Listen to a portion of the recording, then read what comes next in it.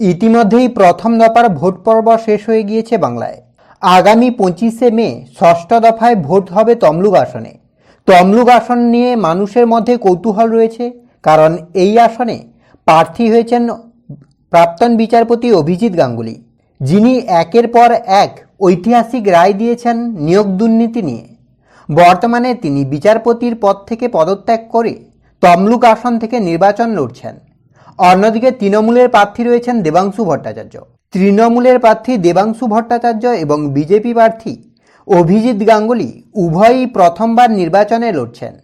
2019 সালের লোকসভা নির্বাচনে তৃণমূল এই কেন্দ্র থেকে জয়লাভ করেছিলেন। তৃণমূলের প্রার্থী ছিলেন বিদ্যুৎ অধিকারী, যিনি 7,24,433 ভোট পেয়েছিলেন।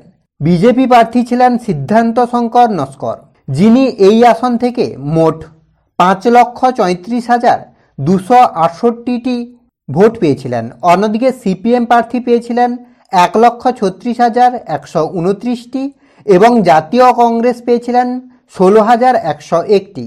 যদিও এই আসনে তৃণমূলের প্রার্থী বিদ্যুৎ অধিকারী জয়লাভ করেছিলেন 1,90,165টি ভোটে। তবে বর্তমান পরিস্থিতি অনেকটাই পরিবর্তন হয়েছে। তমলুকের গড় শুভেন্দু অধিকারীর, এবং শুভেন্দু অধিকারী এই মুহূর্তে তৃণমূল ছেড়ে বিজেপিতে যোগদান করেছেন 2021 সালে। সেক্ষেত্রে অনেকটাই পরিবর্তন হবে। আর অভিজিৎ গাঙ্গুলি যে রায়, একের পর এক যে নিয়োগ দুর্নীতি নিয়ে প্রতিবাদী রায়, সেগুলোতে কিন্তু অভিজিৎ গাঙ্গুলিকে অনেকটাই অক্সিজেন যোগাবে। তো সেক্ষেত্রে এবিপি আনন্দের সি ভোটারের সমীক্ষা অনুযায়ী তো এই আসন থেকে, তমলুক আসন থেকে কিন্তু দেবাংশু ভট্টাচার্য এবং অভিজিৎ গাঙ্গুলির লড়াইয়ে অভিজিৎ গাঙ্গুলি কিন্তু অনেকটাই এগিয়ে থাকছেন, জয়লাভ করার একটা সম্ভাবনা থাকছে। অন্যদিকে TV9 বাংলার সমীক্ষা অনুযায়ী আপনার অভিজিৎ গাঙ্গুলি কিন্তু এই আসন থেকে জয়লাভ করছেন।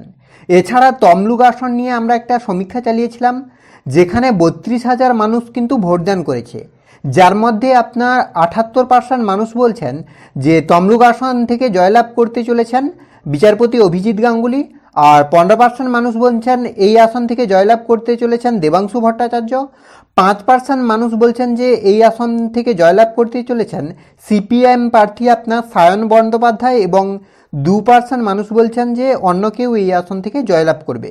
তো বাকি সব কিছুই হচ্ছে সময়ের অপেক্ষা। ভোট গণনার দিন, সেই দিনই আমরা সঠিকভাবে জানতে পারবো। আর যেটা আপনার TV9 বাংলা বলুন অথবা আমাদের সমীক্ষা বলুন, এটা কিন্তু ধারণা মাত্র। পরবর্তীতে অনেক কিছুই পরিবর্তন হতে পারে। তো সবটাই আমরা বিস্তারিতভাবে আপডেট করব, তাই আমাদের সঙ্গে থাকুন এবং আমাদের চ্যানেলটিকে সাবস্ক্রাইব করে রাখুন।